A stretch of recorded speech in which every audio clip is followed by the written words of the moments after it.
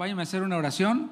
Señor, gracias por permitirnos continuar con este evento, por este segundo día que está a punto de concluir. Sabemos que tú todavía tienes cosas para hacer con nosotros, para hablar a nuestras vidas, en lo personal, en lo matrimonial.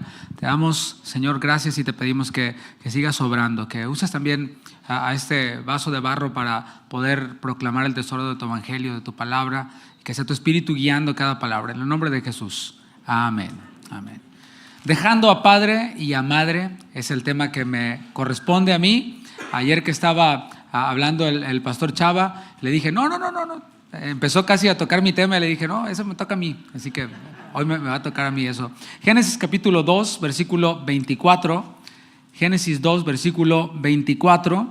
Segundo capítulo de la Biblia. Este capítulo normalmente lo leemos por ahí del 2, 3 de enero, cuando empezamos a leer la Biblia en un año. Espero que vaya bien con la lectura, que vaya cumpliendo con ese propósito. Si ya la dieta no se pudo, pues por lo menos la lectura de la Biblia que sí. Pero Génesis capítulo 2, versículo 24 dice: por tanto, dejará el hombre a su padre y a su madre y se unirá a su mujer y serán una sola carne. Bueno, hemos venido para pasar un buen tiempo, hemos venido para aislarnos del estrés, de los hijos, del trabajo, de cosas como estas, para tener ese tiempo con nuestra pareja juntos y también escuchar las conferencias. Y hace una diferencia el estar apartados, escuchando la palabra, pero después pasando tiempo juntos. Hace rato platicaba con alguien, no digo quién, que decía que tenían ya muchos años de casados y es la primera vez que salían en pareja. Bueno, esperemos que vengan muchos más y que cada uno de nosotros tomemos ese hábito. Y bueno, tal vez algunos de ustedes han escuchado que el matrimonio es una empresa. A lo mejor no lo has escuchado y a lo mejor te suena extraño, pero eso es el matrimonio. Es una empresa, es un emprendimiento de dos socios. Hace poco escuchaba a un rabino que les estaba dando consejos matrimoniales ahí en una sinagoga a los judíos y decía lo siguiente. Voy a leer textualmente lo que decía este rabino. Decía: los hombres de empresa, que entre los judíos hay muchos, saben que existen muchos negocios. Si hay un negocio malo, no pasa nada, abrimos otro. Un buen negocio es bonito, pero no es nada trascendental. En los negocios hay negocios malos y hay negocios buenos, pero fracasar en el matrimonio te marca para toda la vida. Ahí termina la cita, sabiduría hay en esto, ¿no? Lamentablemente muchos no le dan la importancia a la empresa más importante de nuestras vidas, llamada matrimonio.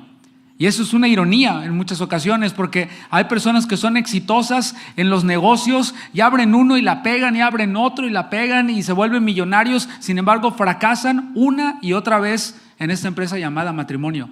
¿Conoces a personas así?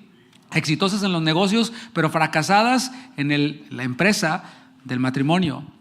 Hablando de emprendimientos, está muy de moda esa palabra. Cuando vamos a emprender un negocio, tenemos algo en nuestra mente, tenemos un propósito, ¿no? ¿De qué va a tratar ese negocio? Piensa en alguno, puede ser una taquería, una panadería, qué sé yo, negocios que nosotros ponemos acá en Estados Unidos cuando llegamos a este país, puede ser un negocio de construcción. Cuando tenemos esto, hay un propósito en mente. Y el emprendimiento, un emprendimiento como este, tiene un proceso, ¿no? Primero tienes en mente de qué se va a tratar el emprendimiento, el negocio, haces un logotipo, creas un DBA, haces una estrategia, una campaña de publicidad, ya sea repartir tarjetas o en redes sociales, y después comienzas a trabajar. Emprender con un negocio implica también sacrificio. ¿Cuántos saben de eso? O sea, una cosa es ser empleado, que no está mal. Hay personas que hablan de todo este tipo de cosas, de emprendimientos y terminan diciendo que ser un empleado es ser un fracasado, ¿no? Sin embargo, no es así. Necesitamos personas que sean empleados, si no, los empresarios, los emprendedores, pues a quiénes van a emplear, ¿no? ¿Cómo van a llevar a cabo su proyecto? Pero emprender con un negocio, emprender con un proyecto como este implica sacrificio.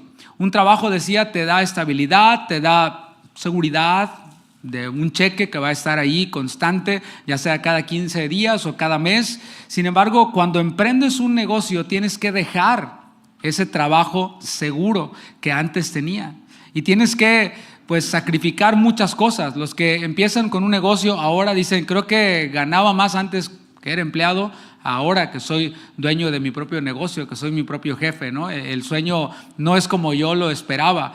Y esto es porque el emprender con algo pues requiere de un sacrificio, requiere de renuncias a cosas para poder cumplir con ese propósito.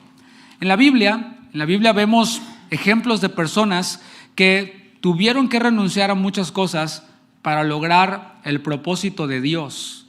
No su propio proyecto, sino el propósito de Dios. Para ello tuvieron que renunciar a algunas cosas. Le voy a dar solo 2 ejemplos. El primero es Abraham, conocido como el padre de la fe. Abraham vivía en un lugar llamado Ur de los Caldeos, junto a sus parientes. Todo para Abraham marchaba bien, marchaba normal. La Biblia no registra que Abraham estuviera en crisis, en problemas, que estuviera en algún tipo de necesidad. No, para Abraham todo estaba bien allí en Ur de los Caldeos, alrededor de su familia, todo marchaba de lujo. Pero Dios eligió a Abraham con un propósito, digan propósito. Ese propósito de Dios para Abraham era hacer una nación grande. El propósito de Dios era hacer una nación grande y Abraham venía a ser parte de este propósito. Leamos el llamado de Abraham en Génesis capítulo 12, Génesis 12, versículo 2. Ahí vamos a ver el llamado de Abraham y la promesa para Abraham. Cómo Abraham vino a jugar un papel importante dentro del propósito de Dios. Y ahorita vamos a ver cuál es. Génesis 12, 2 dice, y haré de ti una nación grande y te bendeciré y engrandeceré tu nombre y serás bendición. Bendeciré a los que te bendijeren y a los que te maldijeren maldeciré.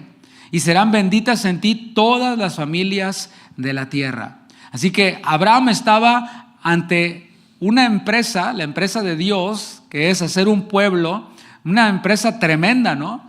A la que se iba a unir Abraham. Sin embargo, para él poder unirse a esta promesa, a esta empresa, él necesitaba, digámoslo así, pagar un precio.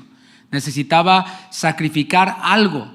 Así que así como era grande el proyecto, la empresa a la que él estaba siendo invitado a unirse, así también era grande aquello a lo que él debía de renunciar y el precio que él debía de pagar.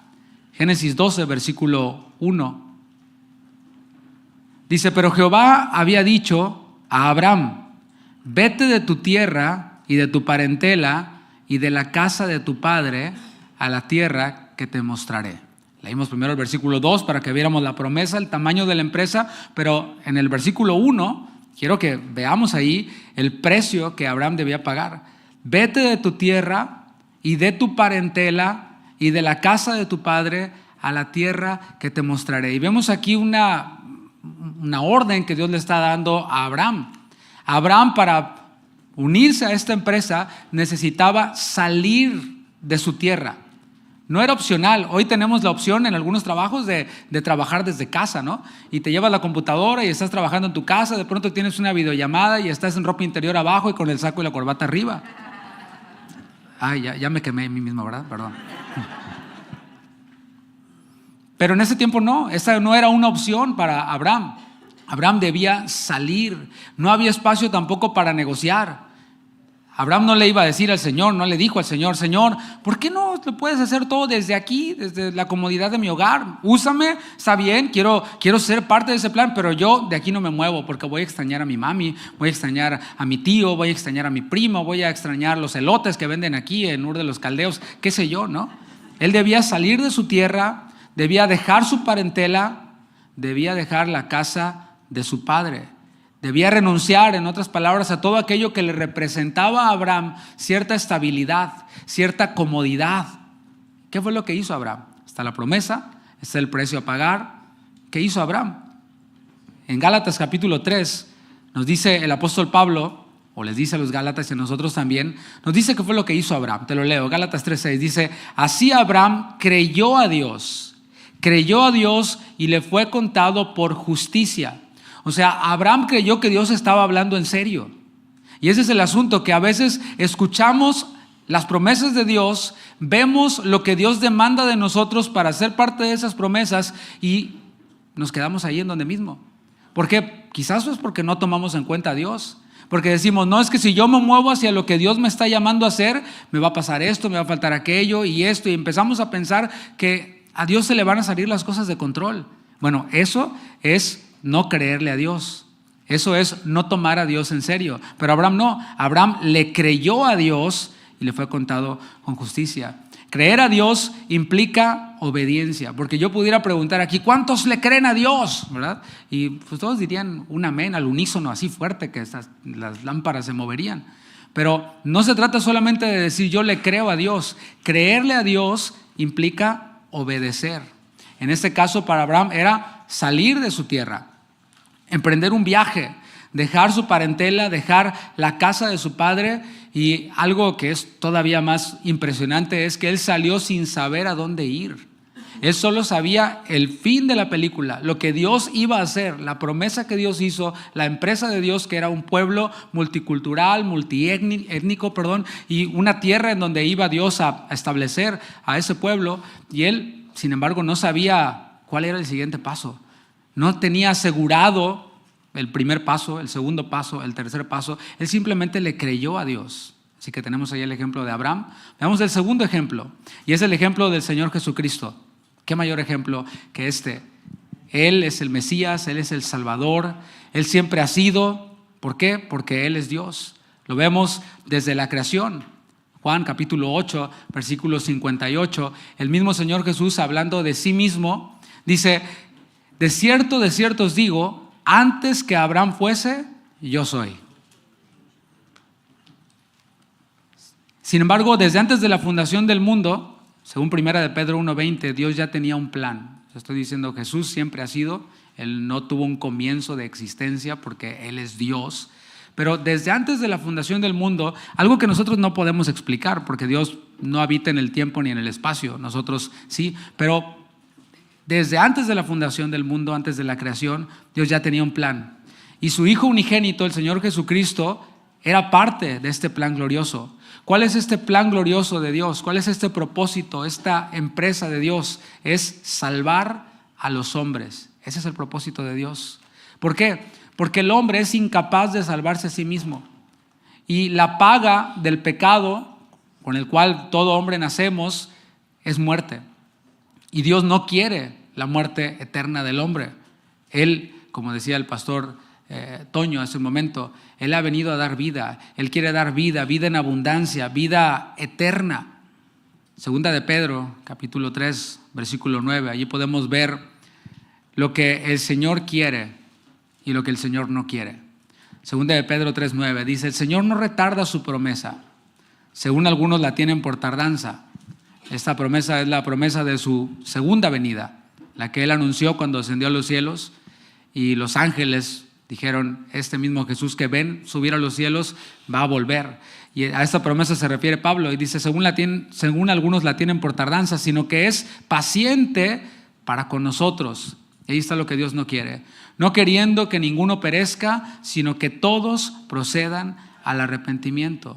Y en este plan que Dios tenía diseñado desde antes de la fundación del mundo, alguien inocente tenía que dar su vida para pagar por el precio del pecado. Para ese gran propósito, alguien tenía que pagar un precio, y es el Señor Jesucristo. Juan capítulo 17. El Señor Jesús asumió esa responsabilidad. Está la empresa de Dios, que es salvar a la humanidad, proveer un sacrificio suficiente para el pecado bajo el cual toda la humanidad está, y alguien tenía que asumir esa responsabilidad. Fue el Señor Jesús. El Señor Jesús, al asumir esta responsabilidad de unirse a la empresa de Dios, dejó su trono de gloria. Juan 17:5, en la oración sacerdotal, dice: ahora pues, Padre, glorifícame tú al lado tuyo, con aquella gloria que tuve contigo antes que el mundo fuese. Jesús disfrutaba de una gloria junto al Padre, de la cual Él se despojó, de este honor que el Señor Jesús tenía. Se despojó de esa gloria, de ese honor. ¿Para qué? Para descender a la tierra, para hacerse como uno de nosotros, para hacerse un hombre como nosotros, sin dejar de ser Dios, y así dar su vida. Y que así esta muerte fuera una muerte no ficticia, sino real.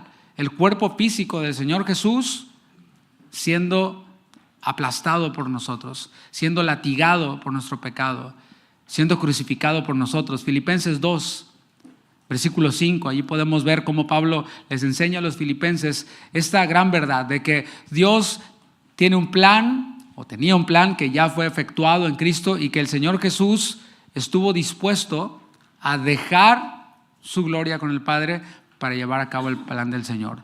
Haya pues en vosotros este sentir que hubo también en Cristo Jesús, el cual, siendo en forma de Dios, no estimó el ser igual a Dios como cosa a que aferrarse, sino que se despojó a sí mismo, tomando forma de siervo, hecho semejante a los hombres, y estando en la condición de hombre, se humilló a sí mismo, haciéndose obediente hasta la muerte y muerte de cruz.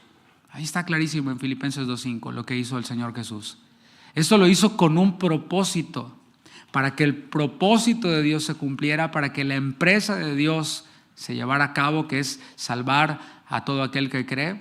El Señor Jesús estuvo dispuesto a dejar su trono, a encarnarse, a hacerse hombre a nuestra semejanza y a dar su vida para ofrecer vida eterna a todo aquel que cree en Él. Por medio de su muerte, darnos vida. Aquel que siendo rico se hizo pobre para con su pobreza enriquecernos a nosotros, los que hemos creído en Él. Y el Señor Jesús, mientras que estuvo en esta tierra, o sea, ya llevando a cabo el plan salvador del Señor que inició desde que Él se bautizó y oímos o se escuchó pues la voz del Padre que decía: este es mi Hijo amado. El Señor inicia su ministerio y comenzó a servir. A eso vino. Él lo dijo: no he venido para ser servido, sino para servir. Y esa es una mentalidad que dice Pablo: haya pues en vosotros este sentir que hubo también en Cristo Jesús. Y Él, mientras que servía, estuvo enseñando, estuvo predicando, pero también estuvo haciendo bien a los hombres. Estuvo sanando a los enfermos. De eso constó el ministerio del Señor Jesús. Y mientras que Él estaba haciendo ese ministerio, Él habló de algo que nosotros le llamamos discipulado. Es decir, aquellos que hemos creído en Él, aquellos que hemos reconocido y que en ese tiempo le reconocieron como el Mesías, eran invitados por Jesús para seguirle, para estar con Él. A esto le llamamos, como dije, discipulado. Lucas capítulo 14. Y aquí el Señor Jesús está hablando, o va a hablarnos del discipulado, el cual tiene un costo. Es necesario que distingamos muy bien esto, que se quede grabado en nuestra mente. Una cosa es la salvación. ¿La salvación cuánto cuesta? Nada, es gratis. ¿Cuánto le cuesta al hombre la salvación? Absolutamente nada, es gratuita. Todo lo pagó el Señor. Su sangre fue derramada para nuestra justificación, para nuestra redención. Pero el discipulado, que es otro departamento, es otro tema, ese sí lo cuesta todo. La salvación no cuesta nada, el discipulado lo cuesta todo. Lucas 14, versículo 25. Una gran cantidad de gente caminaba con Jesús. De pronto Él se volvió y les dijo: si alguno de ustedes quiere ser mi discípulo, subraya eso, no dice si alguno de ustedes quiere ser salvo. No, si alguno de ustedes quiere ser mi discípulo, tendrá que amarme más que a su padre o a su madre, más que a su esposa o a sus hijos, y más que a sus hermanos o a sus hermanas. Ustedes no pueden, ¿qué?, seguirme a menos que me amen más que a su propia vida. Si ustedes no están dispuestos a morir en una cruz y hacer lo que yo les diga, no pueden ser mis discípulos. Si alguno de ustedes quiere construir una torre, ¿qué es lo primero que hace? Aquí les habla a través de una parábola. Pues se sienta a pensar cuánto va a costarle para ver si tiene suficiente dinero. Porque si empieza a construir la torre y después no tiene dinero para terminarla, la gente se burlará de él. Todo el mundo le dirá: ¡qué tonto eres! Empezaste a construir la torre y ahora no puedes terminarla. Es lo que debemos hacer siempre que emprendemos algún proyecto, ¿no? Calcular para ver si tenemos lo suficiente.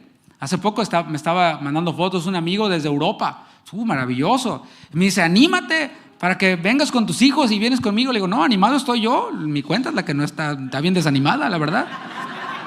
O sea, hice cuentas, yo hice números rápidamente y dije: no, pues animado sí, pero mi cuenta ya se agüitó, está desanimada.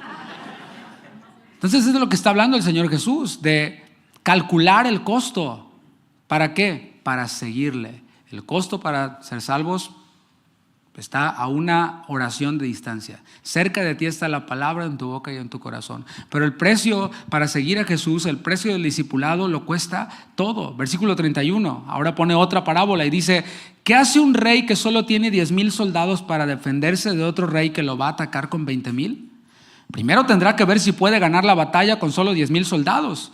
Dice, ok, somos menos en número, pero pudiera haber una estrategia que nos ayude a enfrentar, a hacerle frente a este otro rey que tiene 20,000. Y si ve que no puede ganar, versículo 32, aprovecha que el otro rey todavía está lejos y manda mensajeros a pedir la paz. Le manda la banderita blanca. Dice, no, ¿para qué nos vamos a meter en una guerra que no podemos enfrentar? Así que, ¿sabes qué? Banderita blanca, la paz y todo bien. Ahora viene la aplicación, versículo 33. Por eso piénsenlo bien. Si quieren ser mis discípulos, tendrán que abandonar, ¿cuánto? Todo lo que tienen. Espero esté quedando claro, ¿no? Jesús también enseñó este principio a través de una parábola. La parábola del tesoro escondido, que está en Mateo 13:44. No tienes que ir ahí, seguramente tú la has escuchado y si no, te la recuerdo. Esta parábola trata de un hombre que está caminando por ahí, se encuentra un tesoro. Dice, wow, el tesoro estaba en un terreno que le pertenecía a alguien. Así que, ¿qué hace? Vuelve a enterrar el tesoro, regresa a su lugar de origen, vende todo lo que tiene, sabiendo que con esos recursos él iba a poder obtener este terreno en donde estaba ese tesoro escondido. Y es precisamente lo que hace. Vende todo, aquello que era valioso para él. Dice, no, pues comparado con este tesoro, eso que yo tengo, pues, lo vendo fácil. Solo lo suficiente para adquirir, y fue lo que hizo. Vendió todo lo que tenía, adquirió el terreno y así se hizo el propietario no solo del terreno, sino del tesoro. Así que queda claro que toda empresa requiere de nosotros renunciar a cosas valiosas. Ahora sí, hablemos del tema que nos tiene aquí reunidos, que es el matrimonio. Como dije al principio, el matrimonio es una empresa que Dios diseñó para el hombre. No es un invento de la sociedad, no es un invento del pastor, del gobierno. El matrimonio lo instituyó Dios. Él fue el que en Génesis capítulo 2 casó al primer hombre, ¿no? Cuando estaba haciendo y creando todas las cosas por el poder de su palabra, vemos cómo Dios decía, esto es bueno, esto es bueno, esto es bueno. Y cuando hizo al hombre dijo, esto es bueno en gran manera. Pero de pronto el bueno en gran manera tiene como un momento en el que cambia todo y ahora Dios dice, esto no es bueno. ¿Tú sabes qué es esto? No es bueno que el hombre esté solo. Eso fue lo que dijo Dios. Y Dios dijo, yo le haré ayuda idónea. Así que es Dios el que pensó en lo idóneo para Adán. Y fue una mujer, la cual él sacó, como todos sabemos, de su costilla. Lo hizo dormir en un sueño profundo y de allí, de la costilla de Adán, hizo a la mujer, se la presentó al hombre y dijo, esta sí, está hecha a mi medida. Esa será llamada varona porque del varón fue tomado. Es carne de mi carne, hueso de mis huesos. A ver, voltea a ver ella, la carne de tu carne, hueso de tus huesos. Y dile, qué hermosa te ves, qué hermosa. Eso fue lo que hizo Adán. Ahí comienza la historia del matrimonio. Dios fue el que lo planeó, Dios fue el que lo ideó, así que tiene que ser bueno, ¿no crees? Si Dios fue el que lo instituyó, el que lo creó, el que lo diseñó, tiene que ser bueno, por supuesto que tiene que ser bueno. Que el mundo lo haya distorsionado y que hagan bromas del matrimonio y que ya te casaste, ya te ahorcaste y todo eso, bueno, eso es en el mundo, pero yo veo que fue Dios el que lo instituyó, por tanto es bueno. Y si no está siendo bueno, es porque yo soy el problema. Generalmente tendemos a pensar, ¿no? La otra es el problema, o la otra dice, el otro es el problema. Eso es lo que trae el pecado. Fue lo que hizo Adán, ¿no? No, la mujer que me diste, y la mujer, no, la serpiente, y la serpiente, ya no dijo nada, ¿no? Qué mala onda. Así que si no está yendo bien, no nos está yendo bien en el matrimonio que Dios instituyó, es porque no estamos tomando de los recursos que Dios dejó para nosotros. Es porque no estamos viendo el manual llamado matrimonio que está en la palabra de Dios, el cual el Señor nos dejó.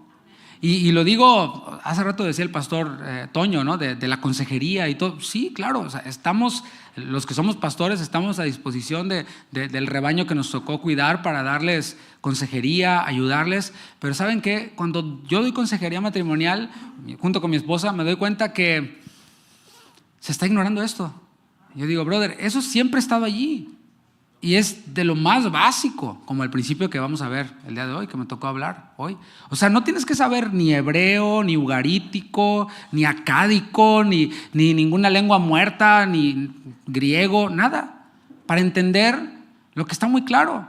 Dejará el hombre a su padre y a su madre y se unirá a su mujer y serán una sola carne. Podemos hacer un exégesis de este texto, pero pues creo que así como lo lees, se entiende, ¿no? O sea, pudiéramos hacer el exégesis y sacarle muchos principios y bueno, decir muchas cosas y dar ejemplos, ilustraciones, pero así como lo leemos está bien claro. Génesis 2:24, leámoslo de nuevo. El propósito de Dios es que aquellos que se unen en matrimonio sean una sola carne. Ese es el propósito, ¿eh? O sea, el propósito del matrimonio es ser una sola carne, que sean uno. Es una unión que ni el hombre puede romper. Génesis 2:24, leemos de nuevo. Por tanto, dejará el hombre a su padre y a su madre, ahí está el precio que hay que pagar, y luego viene el propósito, y se unirá a su mujer y serán una sola carne. Aunque el propósito en sí mismo es el matrimonio, dice serán una sola carne, hay bendiciones que se desprenden de esta unión que hace Dios llamada matrimonio. Por mencionar algunas de las bendiciones que se desprenden del propósito de Dios, que es el matrimonio, está la administración. Dios les dijo a Adán y a Eva, ustedes deben señorear sobre la tierra. Y se los dijo a los dos, ¿no? Coheredera Eva, ¿no? Aunque fue creada después, estuvo llamada a gobernar al lado de Adán. Ellos debían de enseñorear sobre la tierra. Y esto nos enseña sobre la administración. Nosotros como matrimonio administramos bienes, administramos tiempo, administramos familia, hijos, etc. Otra de las bendiciones que se desprende del matrimonio es el deleite, esa compañía que nosotros tenemos. Cuando estás con una persona a la que aprecias, te deleitas en eso. Qué bien la paso con esta persona. Bueno, la persona con la que más deberías disfrutar es con la que está al lado de ti, y específicamente tu pareja, ¿no? Esa sería la persona con la que más deberías disfrutar estar. De allí se desprende la compañía, la comunicación, el poder hablar. Y está muy, yo sé que está muy trillado esto. Ya es congreso de matrimonios y nadie lo ha dicho, lo tengo que decir. Las mujeres hablan más que los hombres, ¿sí? Y los hombres a veces nomás decimos ya, ¿no? Y no, fíjate que la mujer hablando, tirando sus escopetas y sus metralletas de quién sabe cuántas mil palabras por segundo. Y uno, Bueno, está también la sexualidad que mencionaba el pastor Armando. El matrimonio, una de las bendiciones que se desprende del matrimonio es esa. O sea, el propósito del matrimonio no es el sexo, ¿sí? La relación sexual. Esa es una bendición que se desprende del matrimonio. Algunos piensan que es eso y por eso viene la frustración, por eso vienen los problemas, ¿no? No estoy diciendo que no sea importante, pero no es lo más importante. No es lo que edifica o lo que fundamenta el matrimonio. Es una de las bendiciones. Otra de las bendiciones que se desprende del matrimonio es la procreación. Dios les dijo, fructifiquen. Y en este punto no tengo que decir mucho porque en nuestra iglesia pues, hay un montón de presentaciones y bebés y hay más niños que adultos en nuestra iglesia, ¿no? El otro día nos reportaron que habían 100 niños entre todas las clases con los maestros fuera del auditorio. O sea que pues, sí, son un montón, ¿no? O sea, por eso digo que en este punto no tenemos que hablar mucho. Otra bendición de la que se desprende el matrimonio es la ayuda mutua. ¿Qué es esto de ayuda mutua? A menudo nada más lo restringimos a, pues que me ayude mi esposo, que me ayude a lavar los platos, que me ayude a recoger la ropa tirada, etcétera, ¿no? Lo tomamos de esa manera y aunque lo incluye, ayuda mutua, tiene que ver con esto, con levantarnos el uno al otro. Esto de levantarnos el uno al otro pudiera ser tema para otro congreso incluso, para una enseñanza, no, para todo un congreso. Que las palabras bonitas que escuchamos, los elogios que nosotros recibimos provengan de nuestra pareja. ¿Sí? Porque, ¿cómo te explico?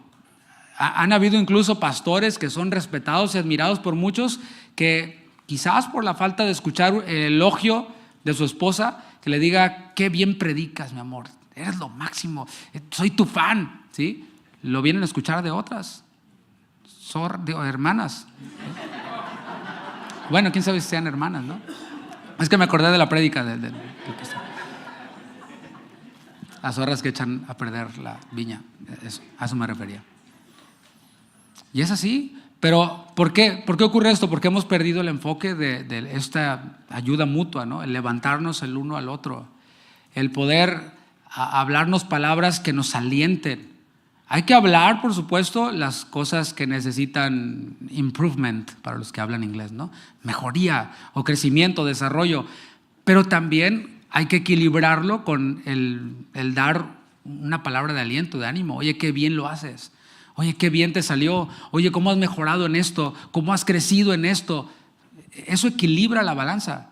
O sea, Eva fue puesta junto a Adán para hablarle, para decirle, para comunicarle, incluso para oponerse en un sentido, para corregirle. Y esa parte la hacen muy bien las mujeres. O sea, son buenísimas para eso, ¿verdad que sí, varones? No les dé miedo, varones, vamos. Al rato la contentan. Pero, por otro lado, hay que equilibrar el asunto. Sí, dile lo que necesita mejorar, pero también dile lo que ha mejorado. Y eso ocurre también en la consejería. Pastor, es que mi esposo es esto y esto y esto y esto y eso, aquello y lo otro, y sacan una lista así que parece pergamino de todas las quejas del esposo. Y algo que yo hago a menudo, y los que han recibido, porque hay varios de nuestra congregación, aquí no puedo echar a nadie ahí, ¿no? Exponer a nadie, ni lo haría, pero los que han recibido consejería con nosotros es, bueno, ok, piensa en 2 o 3 cosas que tu pareja, que tu marido, pues ha mejorado, en las que ha mejorado, en las que ha crecido. No me digas que no hay ninguna. No, pues sí hay una. Ok, bueno, dale gracias a Dios por esa, enfócate en esa y apláudeselo y reconóceselo y cuéntaselo a otros. No vais a andar contando las debilidades y las flaquezas de tu pareja con otras personas. Por favor, no cometas ese error. Habla de lo bueno y reconoce lo bueno. Esto tiene que ver con ayuda mutua, el levantarse el uno al otro, y pudiera decir lo mismo para equilibrar también del esposo. Que tú le digas a tu esposa qué bonita se ve, qué bien le queda ese vestido, qué bien le queda ese color, qué bien le resalta eso, qué bien le quedó la comida, aunque sea por fe, puedes decirlo. Delicioso. Claro. Es parte de levantarnos el uno al otro. Oye, mi amor, ¿cómo has mejorado? Tu arroz cada vez queda mejor. No le vas a decir cada vez queda igual que el de mi mamá, ¿no? No. Ahorita vamos a hablar de eso. Proverbios 18:22. Estamos viendo la bendición del matrimonio, ¿no? Estamos viendo las bendiciones que se desprenden del matrimonio. Proverbios 22. Así es como Dios describe el matrimonio. Así es como Dios describe el hombre encontrando a una mujer y uniéndose a ella. El que haya esposa, haya el bien. ¿Has hallado el bien, esposo? Esposa, ¿estás haciendo el bien para tu esposo? Gloria a Dios. No, pues ya vámonos entonces, ¿para qué? ¿Todos están bien? Y alcanza la benevolencia de Jehová. Sin embargo, para cumplir este propósito, también es necesario dejar. Es necesario soltar, es necesario renunciar a ciertas cosas que pueden ser valiosas.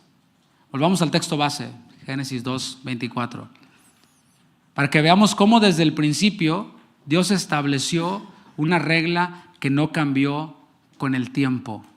Hay cosas que Dios ha establecido desde un principio y que las vemos en los primeros libros de la Biblia, la vemos en los profetas, las vemos en el Nuevo Testamento, y cosas que van a permanecer. Y el matrimonio es una de esas cosas que han sido desde el principio, que se han mantenido y que permanecerán hasta que el Señor venga.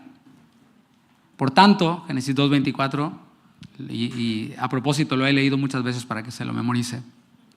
Dejará el hombre a su padre y a su madre y se unirá a su mujer y serán una sola carne. Esta regla que está en el primer libro de la Biblia, en los primeros capítulos de la Biblia, no cambió con el tiempo.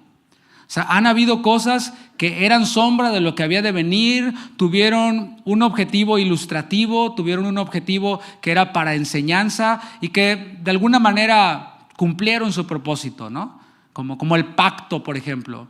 Ese pacto que vemos en el Antiguo Testamento, lo vemos después ya ratificado, mejorado en el Nuevo Testamento. Espero estarme comunicando en eso, pero no quiero meterme mucho en temas muy teológicos, sino centrémonos en el punto, ¿no? Esta regla del matrimonio, estas reglas no cambiaron. ¿Por qué digo esto? Mateo 19, ahí vemos a Jesús citándolo nuevamente. Jesús apelando a este Génesis 2:26, refrescándolo y poniéndolo de nuevo en perspectiva, porque él veía alrededor, ¿no?, lo que pasaba. Mateo 19:5, Jesús hablando y citando la ley. Y dijo Jesús: por esto el hombre dejará padre y madre y se unirá a su mujer y los dos serán una sola carne. Así que no son ya más dos, sino una sola carne. Y añade el Señor: por tanto, lo que Dios juntó, no lo separe el hombre. Entonces está ahí en Génesis, luego lo vemos citado por Jesús en los evangelios, pero no terminó ahí el asunto. En Efesios capítulo 5, versículo 31, ahora el apóstol Pablo le habla a los cristianos en Galacia de procedencia gentil, nos habla por extensión a nosotros y nos recuerda: hey, esta regla no quedó abolida, no quedó anulada, no era solamente algo figurativo, una ilustración, no, permanece vigente. Y lo leo, Efesios 5:31, por esto dejará el hombre a su padre y a su madre y se unirá a su mujer y los dos serán una sola carne.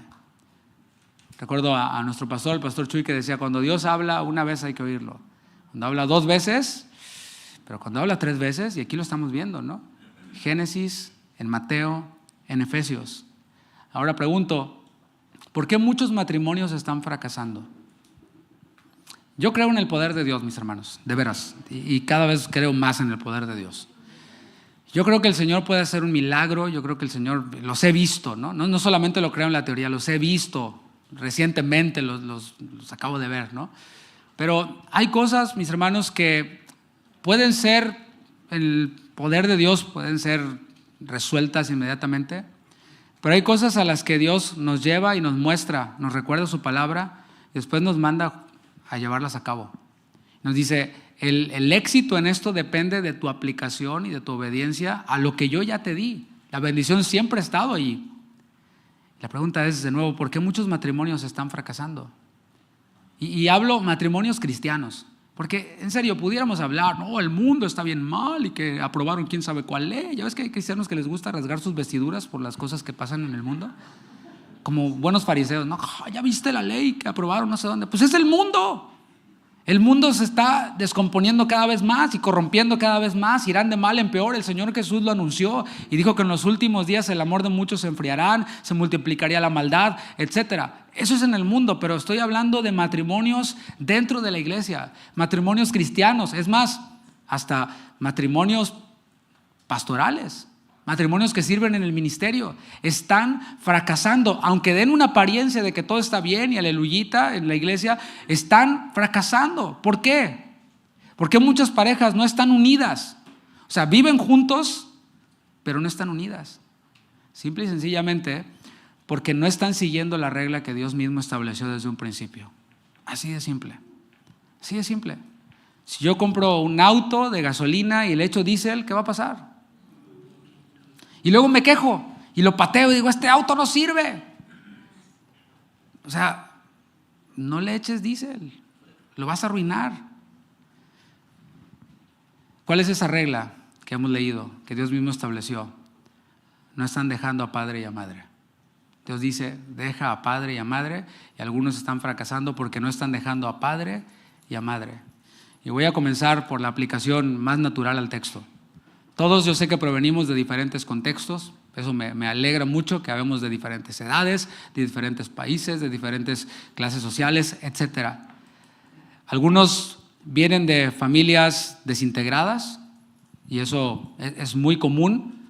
Yo vengo de una familia, alguien pudiera decir, donde mi papá dejó a mi mamá, o en donde yo soy de la segunda casa de mi padre, etcétera, ¿no? Familias desintegradas.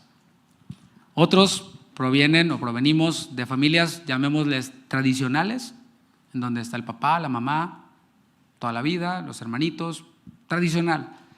Ahora, los que tuvieron el privilegio de haberse criado en una familia como esta, una familia tradicional, pueden enfrentar esta tentación, la tentación de no cortarse el cordón umbilical. Porque los que pues, no tuvieron papá, ni tuvieron mamá, son huérfanos, pues dicen, no, yo me libro de esta, ¿no? Pero la primera aplicación tiene que ver con personas que vienen de familias tradicionales, parejas que se casan y se van a vivir a casa de los papás, a la casa de alguno de los papás de alguno de los cónyuges. Y ahí está el papá, ¿no? Que quiere tener ahí a los hijos. No, mi hijo, venga, aquí tráigase al pelado. Así decimos en el norte de México. Tráigase aquí al caballero, ¿no? O tráete aquí a la muchacha, aquí, mira. Aquí de todas maneras tu cama está grande, ahí cabe la chamaca, ¿no?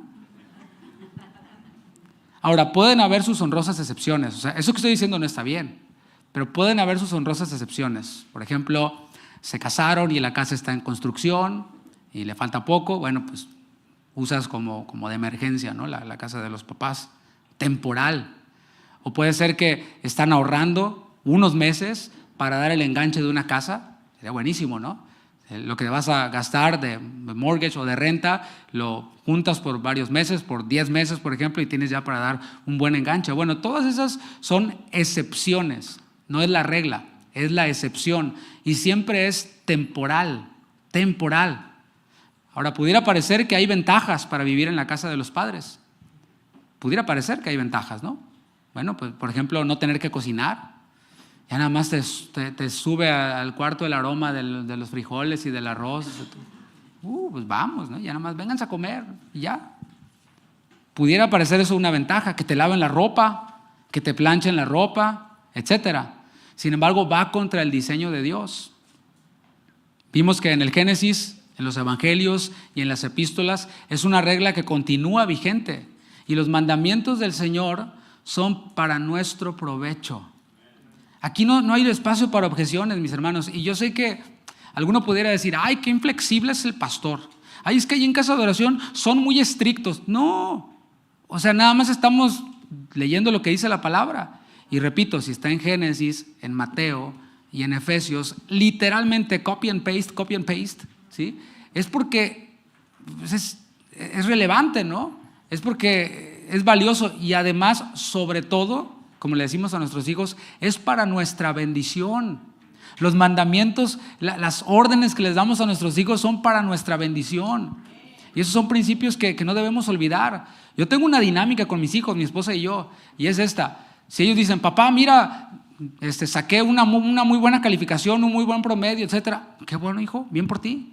O qué buena, hija, bien por ti. Por ti. O sea, yo ya acabé mi carrera, yo ya la hice. Gracias a Dios, ¿no? O sea, lo que tú hagas en tu desempeño es para tu bien. O sea, si tú no cumples con tus tareas, si tú repruebas, si tú, etcétera, es tu bronca. Es tu problema. ¿Me explico? Bueno, y eso, ¿sabe? Nos ha dado unos resultados excelentes, porque yo no tengo que andar atrás de ellos. Y ellos lo tienen claro y dicen, no, esto es para mi propio bien. Y lo que estoy diciendo aquí, el punto es que los mandamientos son para nuestra bendición, para nuestro provecho. El objetivo de Dios es la unión de un hombre y una mujer para que formen una nueva familia. Diga, nueva familia. Dios siempre ha tenido en mente la multiplicación. ¿Sí entiende la diferencia? O si vemos la diferencia entre la suma y la multiplicación. Irme a vivir a la casa de mis papás habiéndome casado es sumar más, ¿no? Es sumarle más personas a la casa. Pero Dios no tiene en mente en cuanto al matrimonio la suma, sino la multiplicación. Había una familia, ahora hay dos familias. Una nueva familia con sus propios propósitos, con sus propios hábitos, con sus propias costumbres. Es la oportunidad para mejorar la forma en la que nosotros fuimos criados. ¿No te parece eso maravilloso? Y digo, si hay parejas jóvenes acá, siempre hay cosas que nosotros vimos en nuestra casa que decíamos, eso me choca. Y ahorita podemos hablar con libertad porque no están nuestros padres, ¿no? ¿A poco no había algo en tu casa que te chocaba?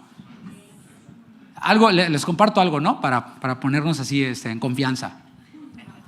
algo que a mí siempre me ha chocado, no solo de mi familia, ¿no? Sino en general como de la cultura latina, hispana, mexicana, folclórica, hermosa, ¿no?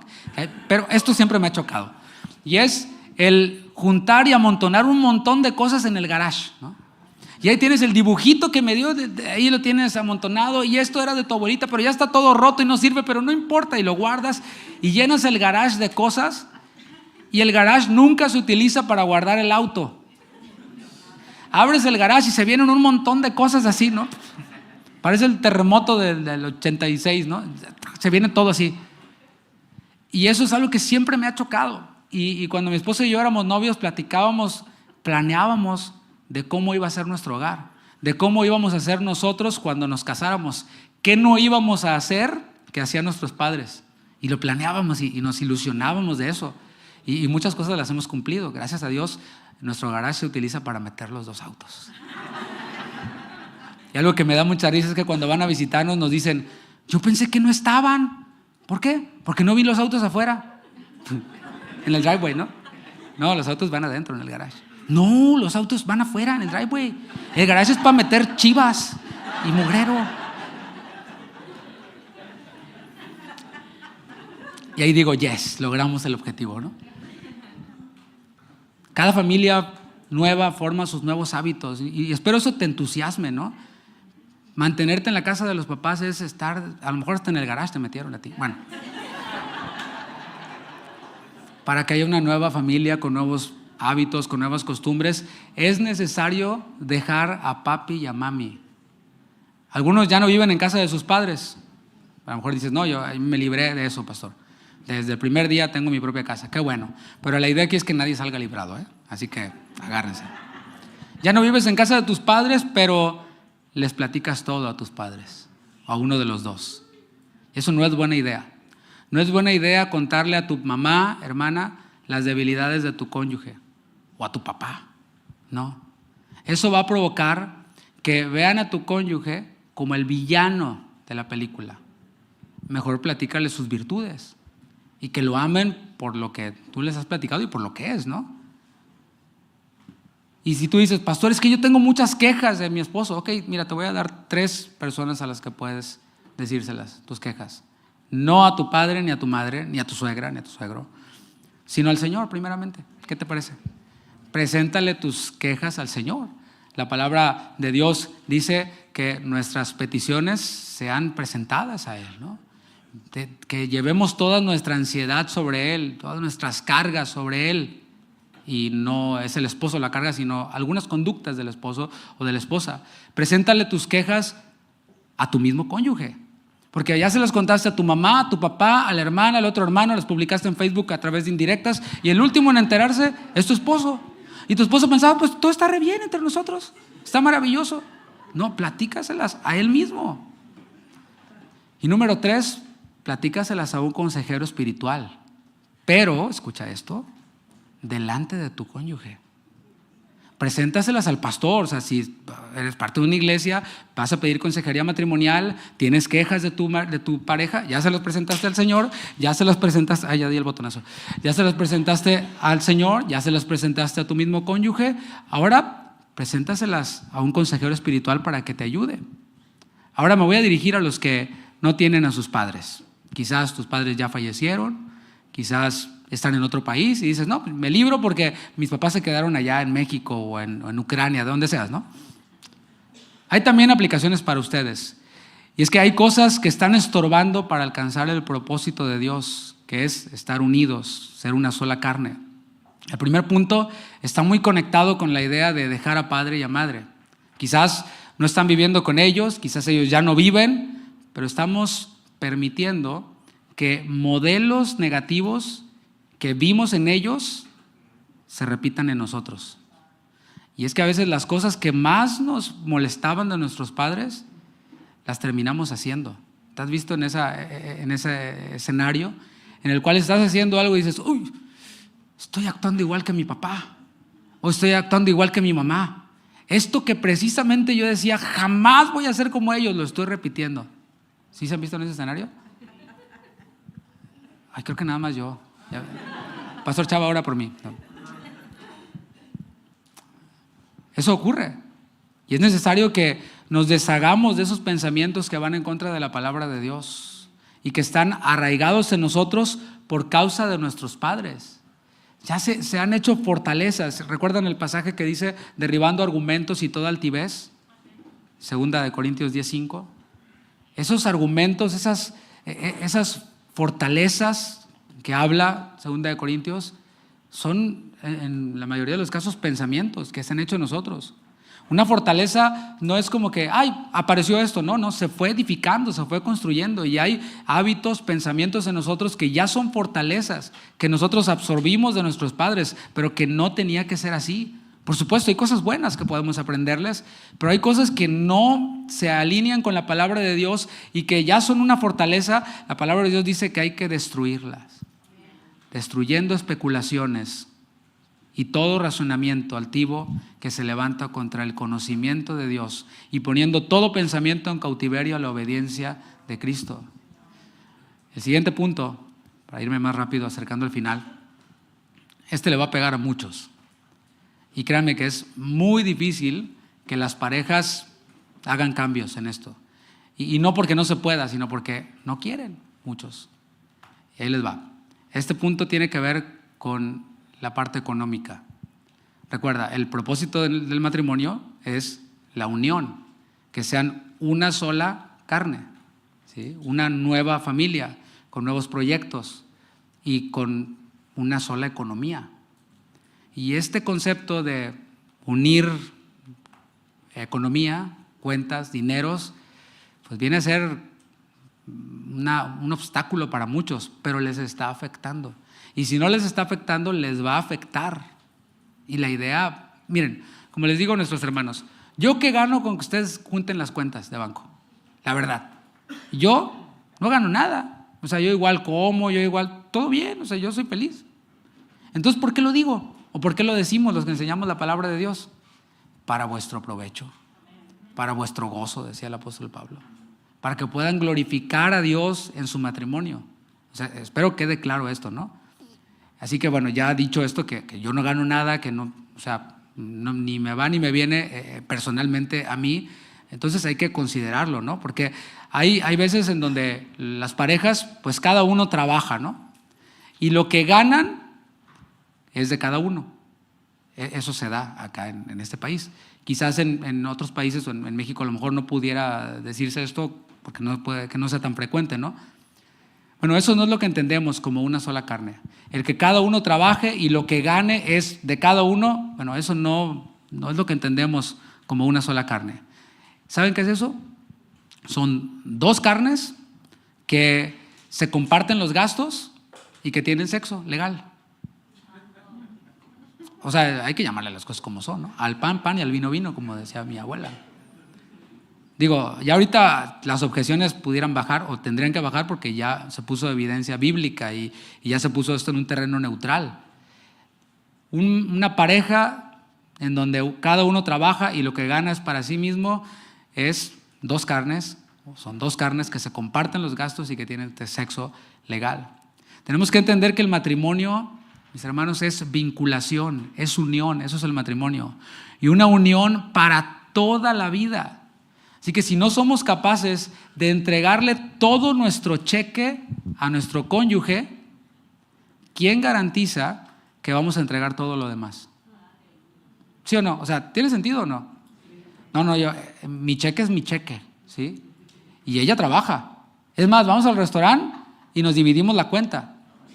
O es más, yo he visto esta escena de que vamos al restaurante y le dice él a ella, yo te invito. Pero es normal, o sea, ya se ve normal. Le va a invitar. El esposo, la esposa. O sea, yo pago, yo invito. Y a la otra tú invitas. Y peor, ¿no? Unas donde la esposa siempre es la que invita, porque el otro nunca tiene. Ay, santo. Pero repito el principio, ¿eh? El principio es este. Si no somos capaces de entregarle todo el cheque a la persona con la que hicimos un pacto, ¿sí? Un pacto con Dios, y a Dios le dijimos delante del ministro y de testigos, prometo amarte en las buenas, en las malas, en la salud, en la enfermedad, y unas zarritas, ¿te acuerdas de las, no garritas, las arras? Sí, que esto, que... Pero el cheque no, es mi cheque, y tú tu cheque, ¿eh? Y nos dividimos los gastos. Bueno, eso me parece deshonesto, ¿no? Porque el pacto lo hicimos con Dios. Pero repito, si no somos capaces de entregarle el cheque, ¿quién garantiza que vamos a entregar todo lo demás? El salir del plan de Dios en este punto abre las puertas a un sinnúmero de problemas. Y a lo mejor ya te está cayendo el 20, estás diciendo, Por ejemplo, cuando hay cuentas separadas, hay más propensión al adulterio. Digo, tú piensas los beneficios, pero ahí te van, primeramente que va en contra de la palabra, ¿no? Pero también hay que evaluar los riesgos. Vuelve más vulnerables a las parejas que viven así al adulterio, las vuelve más vulnerables al adulterio. ¿Por qué? Porque bueno, como uno no tiene acceso a la cuenta del otro, ni el otro tiene acceso a la cuenta, pues quién sabe en qué se gasta el dinero. Pues sí me invitó a la cuenta en el restaurante, ¿verdad? Él pagó la cuenta. Pero ¿qué hace con el demás dinero? No sé, quién sabe. Porque pues, no tengo acceso a qué es en lo que está gastando. Ni tampoco puedo preguntar, oye, ¿de dónde este cash que sacaste, en qué te lo gastaste? ¿Qué te importa? Es mi cuenta. Tú tienes la tuya, ¿no? Eso trae propensión al adulterio. No puedes saber el cónyuge lo que el otro está haciendo con su dinero. Pero además comunica desconfianza. Se daña la relación porque comunica desconfianza. A ver, yo te pregunto, ¿por qué no quieres unir cuentas? ¿Por qué? ¿Cuál sería el motivo? ¿Por qué? Porque piensas, tal vez, piensas que si se separan, pues ya va a ser más fácil. Pues nomás nos separamos y ya, tú te vas por tu lado y yo por el mío. Y tú tu cuenta y yo mi cuenta. O sea, no pasó nada. Puede ser, ¿no? Unir las cuentas, ¿saben qué es? Es como ponerle un candado a tu matrimonio y tirar la llave. Yo soy experto en perder las llaves. Pero aplicado a esto, ¿no? O sea, mi matrimonio es sagrado. O sea, quítate de tu mente, no, mi auto es sagrado. Ese auto va a estar en la chatarra en 10 años, ¿sí? Tu matrimonio, nuestro matrimonio es sagrado. Y como es sagrado, lo voy a cuidar y le voy a poner todos los candados que sea posible ponerles y voy a tirar la llave. Porque hay algunos que a la primera de cambio, pues me separo. ¿Pero por qué? ¿Nomás porque le huelen los pies? ¿Sí? No, todos los candados que pueda y voy a tirar la llave, me voy a deshacer de la llave, voy a quemar las naves porque juntos vamos a llegar hasta el destino, que es estar delante de Dios dándole cuentas de ese pacto que hicimos con Él, llamado matrimonio. Así que unir las cuentas, ahí te va, una primera aplicación muy práctica es unir las cuentas. Entonces, no, pues mi padre y mi madre ya se murieron, pastor, todo bien. Pero ahí está este punto, ¿no? Puede ser como un candado para tu matrimonio y tirar la llave. Busquen en sus Biblias Ruth 1:16. Esas son las palabras que le dijo Ruth a su suegra Noemí. Y hoy no me traje el anillo, yo tengo un anillo de James Avery que tiene esa inscripción de lo que vamos a leer acá. Ruth 1:16. Son palabras de una nuera a una suegra, pero que se usan siempre en aplicación al matrimonio. Respondió Ruth: no me ruegues que te deje y me aparte de ti, porque a donde quiera que tú fueres, iré yo, y donde quiera que vivieres, viviré. Tu pueblo será mi pueblo y tu Dios mi Dios. Donde tú murieres, moriré yo, y allí seré sepultada. Así me haga Jehová y aún me añada, que solo la muerte hará separación entre nosotros. Vamos a hacer una actividad breve. Ponte de pie, pónganse de pie rapidito. Ve a tu pareja, ¿sí? Vele a los ojos y vas a repetir estas palabras que le dijo Ruth a Noemí.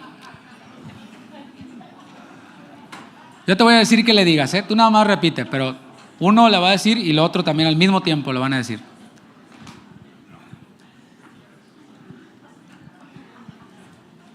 No me ruegues que te deje, dile, y me aparte de ti, porque a donde quiera que tú fueres iré yo, y donde quiera que vivieres viviré. Tu pueblo será mi pueblo y tu Dios mi Dios. Donde tú murieres moriré yo, y allí seré sepultado. Así me haga Jehová y aún me añada, que solo la muerte hará separación entre nosotros. Para darle un besito ahí.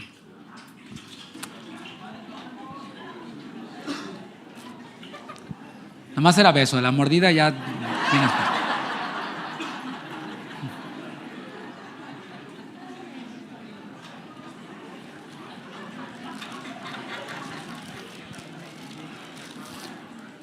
Tenemos unos minutitos más, ¿eh? Algo más que impide el propósito del matrimonio, de acuerdo al diseño de Dios, es, ahí les va, el machismo y el feminismo. Eso es algo más que estorba, que impide el cumplimiento del propósito de Dios. Machismo y feminismo. Varones, por machos, no somos cariñosos ni detallistas con nuestras esposas. Por machos, ¿verdad? No, es que por machos no les ayudamos con los quehaceres de la casa, porque no se nos vayan a caer los pantalones, ¿no? Y las mujeres, por feministas, no obedecen a lo que sus maridos les piden. No, ¿por qué yo? ¿Por qué le voy a andar obedeciendo? Aparte, yo trabajo y yo no necesito ningún tipo para que me mantenga y cuando quiera lo deje. Bueno, feministas. Por feministas quieren controlar a sus maridos a través de manipulación, estorbándoles en su rol de ser cabeza del hogar. Pero eso se da en el mundo. La palabra de Dios dice, no os conforméis a este siglo, Romanos 12:2, sino transformaos por medio de la renovación de vuestro entendimiento para que comprobéis cuál sea la buena voluntad de Dios, agradable y perfecta. Para nosotros no hay lugar para el machismo y el feminismo. Es cristianismo para nosotros. Otra cosa que impide el cumplimiento del propósito de Dios en el matrimonio, y también lo mencionaba, no recuerdo quién lo mencionaba, pero también quería cortarle la transmisión para que no me ganara esta parte, y es darle más importancia a los hijos que al mismo matrimonio. Es verdad, los hijos son importantes. La palabra dice que son herencia de Jehová, dice el Salmo 127. Sin embargo, tenemos que asumir la realidad de que van a dejar el hogar. Y tenemos que empezar a hacer planes para eso. En primer lugar, tenemos que estar dispuestos a dejarlos ir. Tenemos que hacer eso. Hay matrimonios que están unidos por los hijos. O sea, cuentas separadas. Y lo único que nomás estoy aquí por mis hijos. Y yo sé que suena como línea de telenovela, ¿no? De La Rosa de Guadalupe. Pero eso es triste, mis hermanos, porque los hijos se van a ir y cuando en muchas familias o matrimonios, quiero decir, cuando los hijos se van, se acaba el matrimonio. Ya no hay nada que los una. Se acabó todo. Están dos perfectos desconocidos. Un día nuestros hijos van a salir a hacer su propio hogar, una nueva familia. Y yo no los quiero en mi casa. Ya mi esposa y yo ya hemos platicado de esto. Esos son, porque planeábamos cuando éramos novios, ¿no? Cómo el garage iba a ser para meter el carro, etcétera. Y ahora planeamos cómo va a ser nuestro matrimonio cuando ya no estén esos chiquitines que tenemos, que ya no están tan chiquitines, ¿no? Y ya tenemos planeado, ya tenemos platicado que no queremos una casa tan grande, queremos una casa chiquita. Una tiny home, para su ropa nada más.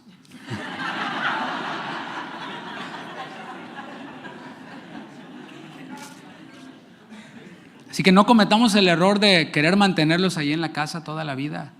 Si cometemos el error de poner a nuestros hijos en primer lugar antes que a nuestro cónyuge, el día que se vayan, nuestro matrimonio se va a derrumbar, va a correr riesgo.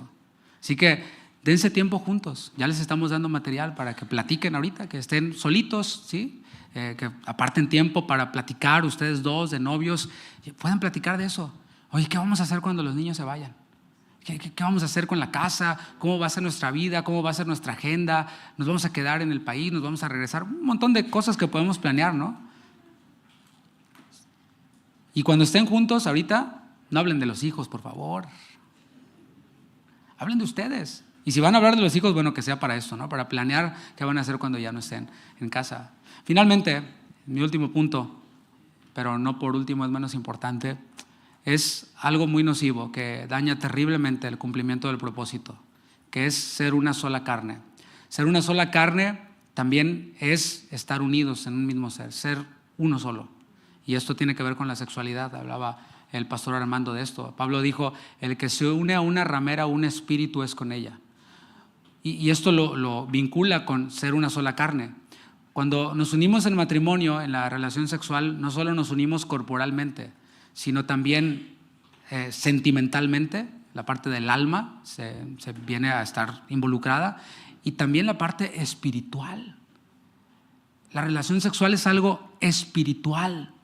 Yo sé que algunos no lo procesan bien, lo voy a repetir para que lo proceses. La relación sexual es algo espiritual, porque Dios lo diseñó y Dios es espíritu. Y Él fue el que dijo, serán una sola carne. No lo dijo el mundo, no lo dijo la pornografía, no, lo dijo Dios.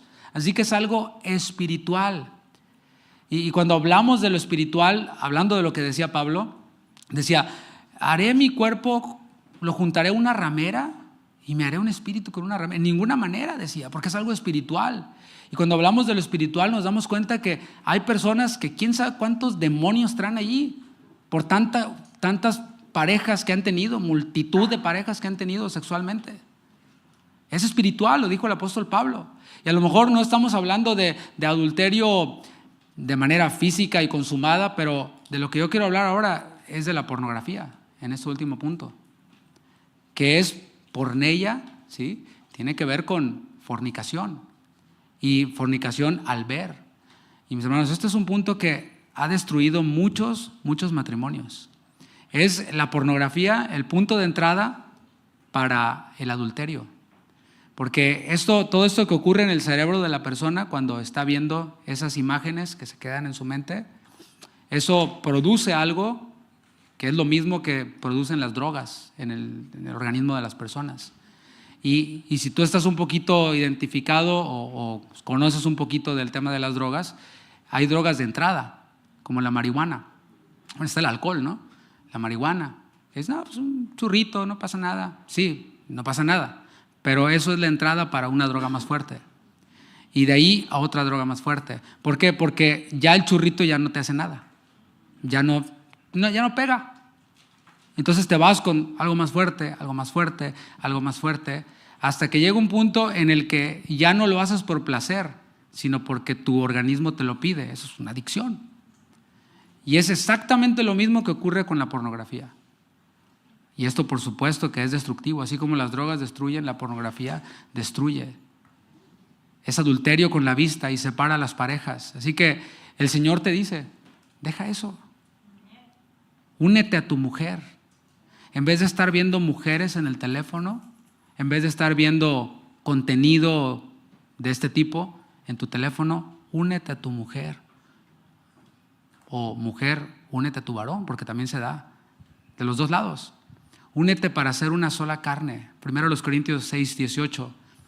Pablo les dice a los corintios, después de tratar el tema de un hombre que estaba en un pecado sexual con la mujer de su padre, o sea, con su madrastra, dice a los corintios, huid de la fornicación. Ahí está la palabra porneia en griego.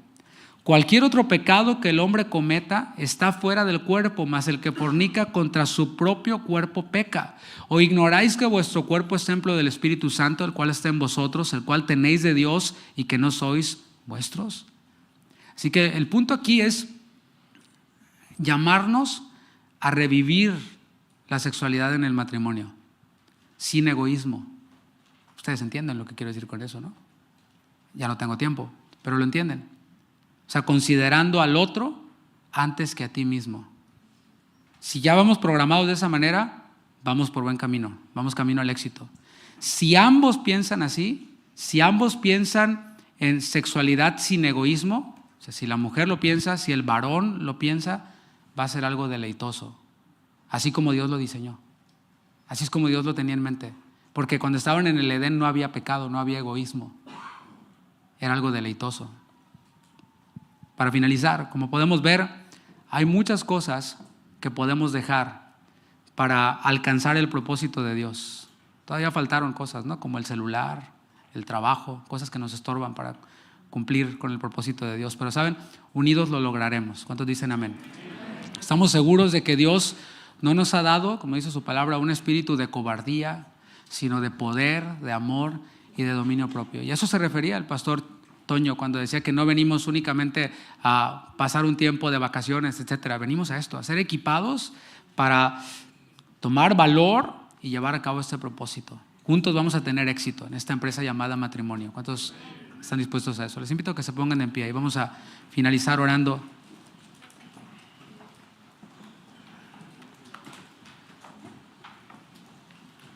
Gracias, Señor. Gracias por tu palabra. Gracias por tu fidelidad. Gracias por tu amor. Por tu gracia inagotable. Porque tú no nos dejas sin provisión. Tú nos dejas mandamientos que son para nuestra bendición, pero también nos das la provisión y la fuerza. Nos has dado un espíritu de poder, de amor y de dominio propio para tomar decisiones radicales en esta empresa, que es una empresa tremenda. Gracias, Señor, porque tú no nos has dejado desprovistos de recursos. Nos has dado tu espíritu, nos has dado tu palabra, nos has dado una iglesia, nos has dado pastores, nos has dado nuestra pareja para tener esto claro, los dos, estar alineados e ir hacia el mismo objetivo.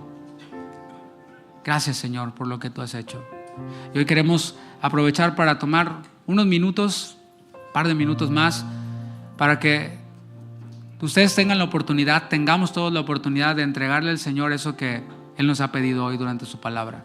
Tú sabes que el Señor te ha pedido en cualquiera de estos puntos, qué es lo que el Señor te ha pedido para que tú renuncies a ello. Y te lo recuerdo, vale la pena renunciar a cualquier cosa. Ya es muy tarde para calcular el costo. Eso se debió hacer cuando nos casamos, pero ya estamos casados y el costo sigue estando allí. Dios nos ha dado la gracia para que nos mantengamos juntos hasta ahora, pero es tiempo de tomar decisiones y revertir todo el daño que pudiéramos habernos ocasionado. El Señor va a estar con nosotros. Él quiere que tengamos éxito en el matrimonio. Quizás esta era la última oportunidad que se estaban dando como pareja. Bueno, el Señor ha servido la mesa y no va a solucionarlo todo siempre de manera milagrosa y sobrenatural. Él en su soberana voluntad ha determinado que recibamos herramientas, instrucción y que lo llevemos a cabo, que ejecutemos y Él nos va a acompañar. Yo estoy con vosotros todos los días hasta el fin, dijo el Señor. En tu matrimonio yo estoy contigo, dice el Señor. Yo te fortaleceré, yo te sustentaré. No abraces ese recurso, esa persona. No dependas de agentes externos a mí. Depende de mí. El Señor dijo, permaneced en mí como el pámpano permanece en la vid para llevar fruto. Levanta tus manos, dile al Señor, yo quiero fructificar en mi matrimonio. Quiero fructificar en mi matrimonio, en esta empresa llamada matrimonio. Y fracasar no es una opción para mí. Veremos la victoria. Pues somos más que vencedores en nuestro matrimonio. Señor, hoy a través de tu Espíritu y con tu poder, rompe cualquier pensamiento, cualquier argumento que se levanta contra tu voluntad. Que tu Espíritu traiga convicción de pecado, de justicia, de juicio. Y que cada uno de mis hermanos que han venido aquí con la expectativa de recibir palabra, que puedan perdonar, que puedan soltar, que puedan recibir nuevas fuerzas, Señor. Y si tú quieres, en este ambiente de tranquilidad, este ambiente de adoración, ¿tienes algo que decirle a tu esposa? Puedes hacerlo. O esposa, ¿quieres decirle algo a tu esposo? Tomemos este tiempo para decírnoslo ahora delante del Señor mientras que estamos en su presencia.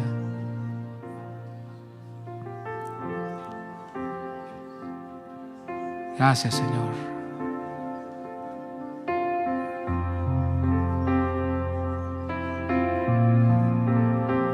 Y mientras nosotros entonamos un canto al Señor, platiquen. Quizás tienes que pedirle perdón, quizás tienes que prometerle algo. Comprométete con el Señor, pero también comprométete con tu pareja y dile, a partir de hoy voy a dejar esto.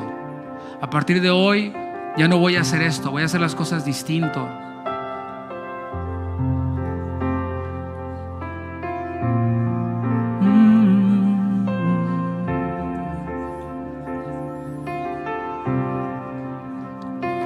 He venido ante ti a traerte, oh Señor, mi familia para que te adore. Sé que hay cosas que cambiar en mi vida personal. Quiero que mi matrimonio sea tu hogar. Edifica nuestro hogar, nuestra vida familiar, que si tú no estás, en vano trabajamos. Edifica nuestro hogar, nuestra vida familiar, que si tú estás, hay virtud en él. Dile una vez más: edifica nuestro hogar. Edifica nuestro hogar, nuestra vida familiar, que si tú no estás, en vano trabajamos. Edifica nuestro hogar, nuestra vida familiar, que si tú estás, hay virtud en el hogar. Él está allí donde hay obediencia, donde hay valor, compromiso. Él está allí. Él está junto a nosotros y nos fortalece. Gracias, Señor. Gracias por tu palabra, por alentarnos, por desafiarnos, por edificarnos. Muchas gracias, Señor, en el nombre de Jesús. Amén, amén. Le das un aplauso al Señor por su fidelidad, su bondad.